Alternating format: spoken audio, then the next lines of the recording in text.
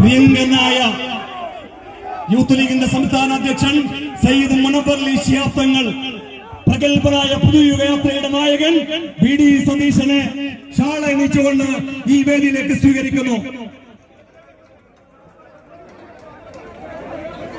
UDF Zindabad, UDF Zindabad, V D Satheesan Zindabad, Kunhalikutty Zindabad, Kunhalikutty Zindabad, Munavvar Thangal Zindabad, UDF Zindabad.